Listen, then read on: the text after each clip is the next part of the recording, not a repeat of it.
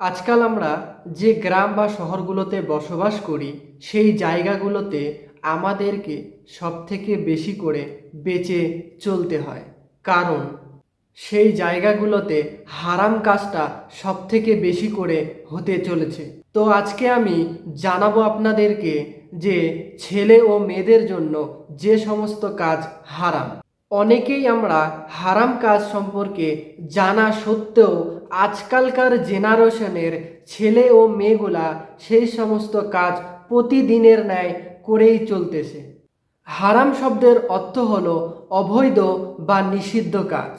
হারাম কাজ জেনে বুঝে করা কবিরা গুনাহ, আর একটা কবিরা গুনাহ জাহান্নাম পর্যন্ত পৌঁছে দিতে সক্ষম হয়। سبيل الدموع سبيل مريح আজকালকার জেনারেশনের ছেলে ও মেয়েগুলা যেগুলা হারাম কাজ প্রতিদিনের ন্যায় করতে চলতেছে, তার মধ্যে নাম্বার ওয়ান হলো গান শোনা বা বাদ্যযন্ত্র ব্যবহার করা। গান শোনা কবিরা গুনাহ, কিন্তু আমরা এটাকে মানতে কেউ রাজি নই। আমাদের নবী হজরত মুহাম্মদ সাল্লাল্লাহু আলাইহি সাল্লাম ইরশাদ করেছেন, আমার উম্মতের মধ্যে এমন কিছু মানুষ সৃষ্টি হবে যারা ব্যভিচার, রেশম, মদ, গাঁজা এবং গান বাজনাকে হালাল করে নেবে। সহিহ বুখারী 5590 নম্বর হাদিস। আমাদের নবী হজরত মুহাম্মদ সাল্লাল্লাহু আলাইহি সাল্লাম যেহেতু এইগুলা বলে গেছেন, সহিহ বুখারীর হাদিস, সেই মতামত হিসাবে আজকালকার দুনিয়ার মধ্যে দেখা যাচ্ছে যে বাদ্যযন্ত্র, গান বাজনা দিয়ে আজকালকার জেনারেশনের ছেলে মেয়েগুলা ভরপুর হয়ে গেছে। যেখানে গান শোনা কবিরা গুনাহ, সেখানে আজকালকার ছেলে মেয়েগুলা গান শুনতেছে এবং গানের মধ্যে নানা ধরনের ভিডিও ইউজ করতেছে এবং নানা ধরনের ন্যাকামো করতেছে। আজকাল বেশিরভাগ মানুষের কাছেই বড় বড় মোবাইল আছে, তারা বড় বড় মোবাইল ইউজ করে। তার মধ্যে বেশিরভাগ মানুষকেই দেখা যায় তারা যখন তাদের স্টোরি লাগায়, হোয়াটসঅ্যাপের মধ্যে স্ট্যাটাস লাগায়, তার মধ্যে সবথেকে বেশি এরা গান বাজনাটা ইউজ করে। আর যেখানে গান বাজনা শোনা এটা কবিরা গুনাহ, কিন্তু আজকাল প্রতিদিনের ন্যায় সবাই গান শুনতেছে আর গানের মধ্যে মশগুল হয়ে আছে। হযরত আনাস রাদিয়াল্লাহু তাআলা আনহু বর্ণনা করেছেন, আমাদের নবী হযরত মুহাম্মদ সাল্লাল্লাহু আলাইহি সাল্লাম বলেছেন যে আমার উম্মত যেন গান বাজনা থেকে দূরে থাকে। কিন্তু আজকে আমরা সেই গান বাজনা থেকে দূরে থাকা তো দূরের কথা, তার থেকে আমরা তার কাছে চলে যাচ্ছি এবং দিনের পর দিন আমরা কবিরা গুনাহ করতে চলতেছি। নিজের ফটোতে গান লাগানো, গান দিয়ে ভিডিও বানানো, এটা আপনার কাছে ভালো লাগতে পারে, মানুষের কাছে ভালো লাগতে পারে, কিন্তু এটা কোনোদিনও আল্লাহর কাছে ভালো হবে না। যদি আপনারা আল্লাহকে ভয় করে থাকেন এবং কোরআন এবং হাদিসের কথা মতো চলেন, তাহলে এই সমস্ত খারাপ কাজ থেকে আপনারা দ্রুত বেরিয়ে আসবেন। আজকাল বেশিরভাগ মুসলমান ঘরের ছেলেদেরকে দেখা যায় যে মদ আর জুয়া নিয়ে ব্যস্ত, যেখানে মদ পান করা ও জুয়া খেলা ইসলামে সবথেকে বড় পাপ। কিন্তু আজকাল আমরা এটা মানতেই চাই না, আর দিনের পর দিন আমরা মদ্যপান করতেছি এবং জুয়ার আড্ডায় আমরা ব্যস্ত হয়ে আছি। আর জুয়া বলতে এটা না যে সবাই মিলে বসে তাস খেলতেছি, এটা না। মোবাইলের মধ্যে আজকাল নানা ধরনের গেমস তৈরি হয়েছে, নানা ধরনের অ্যাপস তৈরি হয়েছে, সেইগুলোর মধ্যে আমরাগুলো আজকাল টাকা লাগাচ্ছি এবং খেলতেছি এবং সেখান থেকে টাকা ইনকাম করতেছি। এটা সব থেকে বড় জুয়া। এর ভিত্তি করে আল্লাহ তাআলা কোরআন পাকের মধ্যে ইরশাদ করেছেন, সূরা নিসা আয়াত নাম্বার 43। এর মধ্যে বলা হয়েছে, হে লোকেরা, তোমরা যারা ঈমান এনেছো, নেশাগ্রস্ত অবস্থায় তোমরাগুলা নামাজের ধারের কাছেও যেও না, যতক্ষণ না তোমরাগুলা তোমাদের নিজের কথাটাই বুঝতে না পারো। আর নাপাক অবস্থায় কখনোই যেও না, যতক্ষণ না তোমরাগুলা ফরজ গোসল আদায় করতেছো। আর তবে যদি তোমরাগুলা মুসাফির হও, রোগে আক্রান্ত হয়ে থাকো, আর তোমরাগুলো যদি সফরের মধ্যে থাকো আর শৌচাগার থেকে আসো, আর যদি স্ত্রী সহবাস করো, তবে যদি তোমরাগুলা পানি না পাও তাহলে পবিত্র মাটি দিয়ে তায়াম্মুম করে নিজেকে পবিত্র করে নিতে পারো। এই অবস্থাতে তোমরাগুলা পবিত্র মাটি দিয়ে তায়াম্মুম করে নিজেকে পাক পবিত্র করতে পারো, কারণ এই অবস্থার মধ্যে আল্লাহ তাআলা দেখছেন এবং আল্লাহ তাআলা বড়ই ক্ষমাশীল।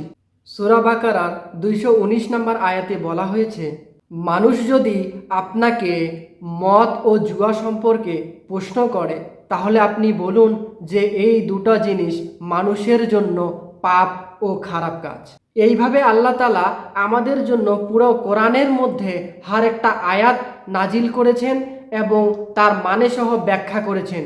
কিন্তু আজকালকার মুসলমান এমনই মুসলমান যে কোরআনও পড়তে জানি না, কোনোদিন কোরআনটা খুলেও দেখি না, তার মানে জানা তো বহু দূরের কথা। আজকাল কিছু কিছু মানুষকে যদি জিজ্ঞাসা করা হয় যে আপনি কোরআন পড়তে পারেন, তো অনেক মানুষই বলবে আমি কোরআন পড়া তো দূরে থাক, আমি নুরানি কায়দাটা ভালো মতো পড়তে পারি না। তাহলে মুসলমান ঘরে জন্মগ্রহণ করে আপনার ফায়দাটা কি হয়েছে যদি আপনি আল্লাহ তাআলার পাঠানো কোরআনের একটা আয়াত আপনি পড়তে না পারেন? তাই আজকালকার মুসলমান মানুষ দিনের দিন গুমরার পথে চলে যাচ্ছে, হারামের পথে চলে যাচ্ছে। তাই প্রত্যেককে বলি যে আপনাদেরকে কোরআন জানা খুবই দরকার এবং কোরআনের মানে এবং ব্যাখ্যা জানা খুবই দরকার। আল্লাহ তাআলা আমাদের প্রত্যেককে কোরআন পড়ার তৌফিক দান করুক, আমিন। আজকাল আমরা এমন একটা জেনারেশনের মধ্যে বসবাস করি যে আজকালকার ছেলে মেয়েগুলা ভালোবাসা নামে নাপাক কাজে লিপ্ত হয়ে যাচ্ছে। তার ভিত্তি করে তারা নিজেদের শরীরের মধ্যে নিজে নিজে দিনের পর দিন আঘাত করে চলতেছে।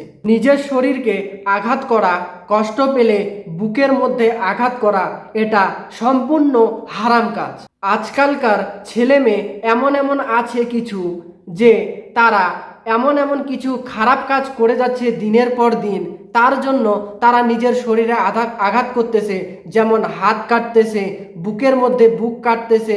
এগুলা নিয়ে তারা আবার কি করতেছে, স্টোরি লাগাচ্ছে, মানুষকে দেখাচ্ছে। কিন্তু শরীরের মধ্যে আল্লাহ তাআলা আমাদের যে শরীর তৈরি করেছে তার মধ্যে যেন বিনা কোনো কারণে নিজে নিজে আমরা আঘাত না করি, কারণ এই আঘাত করাটা পুরাপুরি হারাম কাজ। আজকাল কিছু কিছু ছেলেদের দেখা যায় যে তারা মেয়েদের মতো সাজগোজ করে চলে, যেমন কান ফুটো করে, কানের মধ্যে বালা পড়ে, হাতের মধ্যে চুড়ি পড়ে আর গলার মধ্যে মালা পড়ে। এগুলা পুরুষ মানুষের জন্য হারাম, এগুলো মহিলাদের জিনিস, এগুলা মহিলাদেরকে মানায়, এগুলা মহিলাগুলা পড়লে মহিলাদের মানায়। তাই মহিলাদের জিনিস যেন কোনো পুরুষ ইউজ করবেন না, কারণ এগুলা হলো হারাম কাজ। আর সোনার জিনিস পুরুষ মানুষ ব্যবহার করতে পারবে না, যেমন সোনার আংটি, সোনার ঘড়ি, এগুলা পুরুষ মানুষ ব্যবহার করতে পারবে না। সোনা হচ্ছে শুধু মেয়ে মানুষের জন্য, এগুলা মেয়ে মানুষকে সাজগোজ করলে মানায়, ছেলেদেরকে মানায় না। মহিলা মানুষ স্বর্ণ ব্যবহার করবে বা সোনার জিনিস পরবে, এগুলোর জন্য তাদের কোনো সওয়াব নাই। সে যদি একমাত্র তার স্বামীর জন্য সাজগোজ করে, তার স্বামীর জন্য যদি অলংকার পরে, তাহলে তার জন্য সওয়াব। ছেলে মানুষই হোক আর মেয়ে মানুষই হোক না কেন, তারা যেন শরীরের মধ্যে ট্যাটু আঁকাতে না পারে, কারণ শরীরের মধ্যে ট্যাটু আঁকানোটা হারাম কাজ। এটা ইসলামে বিশেষভাবে নিষিদ্ধ করে দিয়েছেন। সূরা নিসার 119 নম্বর আয়াতে বলা হয়েছে, আমি অবশ্যই তাদেরকে বিভ্রান্ত করব, মিথ্যা আশ্বাস দেব, নির্দেশ দেব তারা যেন পশুর কান কাটে, নির্দেশ দেব তারা যেন আল্লাহর সৃষ্টিকে বিকৃত করে আর আল্লাহ ছাড়া শয়তানকে বন্ধু বানায়, সে স্পষ্ট ক্ষতির মধ্যে থাকবে।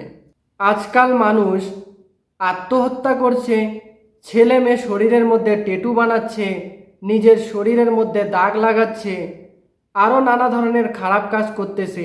এগুলা হচ্ছে আল্লাহর দেওয়া কোনো কাজ না, এগুলা হচ্ছে শয়তানকে বন্ধু বানানো এবং শয়তানের দেওয়া কাজ।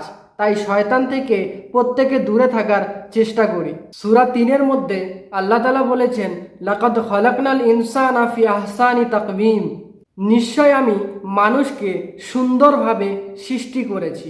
আল্লাহ তাআলা যেহেতু আমাদেরকে সুন্দরভাবে সৃষ্টি করেছেন, তাহলে আমাদের কি দরকার একটা মেয়ে হয়ে ছেলের পোশাক পরার আর একটা ছেলে হয়ে মেয়ের পোশাক পরিধান করার আর শরীরের মধ্যে ট্যাটু করার? আল্লাহ যা দিয়েছেন তার মধ্যে কি আপনাদের সন্তুষ্ট হয় না? তাই আপনারা নানা ধরনের শয়তানি কাজ দিনের পর দিন করেই চলতেছেন। আর সবথেকে বড় ভয়াবহ, দিনের পর দিন নিউ জেনারেশনের ছেলেগুলা করেই চলতেছে, সেটা হচ্ছে সবথেকে বড় পাপ কাজ। সেই পাপ কাজটা হচ্ছে হস্তমৈথুন। আজকাল দেখা যায় বেশিরভাগ ক্ষেত্রে ছেলে মেয়েগুলা হারাম নাপাক কাজের মধ্যে আকৃষ্টিত হচ্ছে এবং নিজের লজ্জায় স্থানকে কোনোদিনও হেফাজত করতে পারছে না। আজকাল বেশিরভাগ ক্ষেত্রে সোশ্যাল মিডিয়ার মধ্যে ভিডিও দেখা যায় যে মুসলমান ঘরের মেয়েগুলা নিজের লজ্জায় স্থান দেখিয়ে বেড়াচ্ছে। হায় আফসোস, এগুলো খুব দুঃখের বিষয়। বড় বড় মোবাইল থাকার কারণে যে আমরাগুলা সোশ্যাল মিডিয়া ইউজ করি, তাই বলে নিজের শরীর দেখাবো? তাই বলে আমরা খারাপ খারাপ ভিডিও দেখব? তাই বলে আমরা হস্তমৈথুনে লিপ্ত হব? তাই বলে আমরা হারাম কাজে লিপ্ত হব? এগুলা কি আল্লাহ তাআলা কোরআন পাকের মধ্যে বলেছেন? এগুলা খারাপ কাজগুলোকে আল্লাহ তাআলা সরাসরি হারাম বলেছে। কিন্তু নিউ জেনারেশন, এই জেনারেশনের মধ্যে সব থেকে পাপ কাজ, এইগুলা কাজ সব থেকে বড় ছেলে মেয়েগুলা দিনের পর দিন করেই চলতেছে। তো আজকালকার জেনারেশনের ছেলে ও মেয়েদেরকে, ভাই ও বোনদেরকে আমি রিকোয়েস্ট করে বলবো যে তোমরাগুলা বড় বড় মোবাইল ইউজ করতেছো ঠিক আছে, তাই বলে যে নিজের শরীর নিয়ে এইভাবে খেলা করবে তা কোনোদিনই না। তাই দেখুন, আপনারা যদি একটা ভুল করেন তাহলে পরিপূর্ণ খারাপ রাস্তাটা মা বাবার দিকে যায়। তাই আপনারা নিজের মা বাবাকে যদি ভালো রাখতে চান, নিজের মা বাবাকে যদি ভালো সম্মান দিতে চান, তাহলে আপনারা এই সমস্ত খারাপ কাজ করবেন না এবং খারাপ কাজ থেকে বিরত থাকবেন, নিজের লজ্জাস্থানের হেফাজত করবেন আর সব সময় আল্লাহর দিকে থাকবেন, কোরআন ও হাদিস মেনে চলবেন এবং প্রত্যেকে 5 ওয়াক্ত নামাজ পড়ার চেষ্টা করবেন, প্রত্যেকেই দিনের রাস্তায় চলার চেষ্টা করবেন। কারণ এই জেনারেশনের ছেলে আমিও, তাই আল্লাহ তাআলা সর্বপ্রথম এইগুলা কথা মেনে আমাকে চলার তৌফিক দিক এবং আমার ফ্যামিলিকে মেনে চলার তৌফিক দিক। এবং আমি প্রত্যেক ভাই বোনদের উদ্দেশ্যে বলবো, কথাগুলা খারাপ লাগলেও এগুলাই সত্য কথা। তাই আপনারা হারাম থেকে বেঁচে যান এবং ভিডিওটা দেখে আপনারা পরিপূর্ণ 5 ওয়াক্ত নামাজ পড়ার চেষ্টা করুন এবং কোরআন এবং হাদিস মেনে চলার চেষ্টা করুন এবং হারাম কাজ থেকে বাঁচার চেষ্টা করুন এবং হারাম রাস্তা থেকে বাঁচার চেষ্টা করুন। আল্লাহ তাআলা সবাইকে শয়তান হতে হেফাজত করুক এবং আল্লাহ তাআলা আমাদের প্রত্যেকে সব কিছু মেনে কোরআন এবং হাদিস মেনে চলার তৌফিক দিক। আল্লাহ তাআলা সবাইকে বোঝার তৌফিক দান করুক, আমিন। ওয়া আখিরি দাওয়ানা আলহামদুলিল্লাহি রাব্বিল আলামিন। আসসালামু আলাইকুম ওয়া রাহমাতুল্লাহি ওয়া বারাকাতুহু।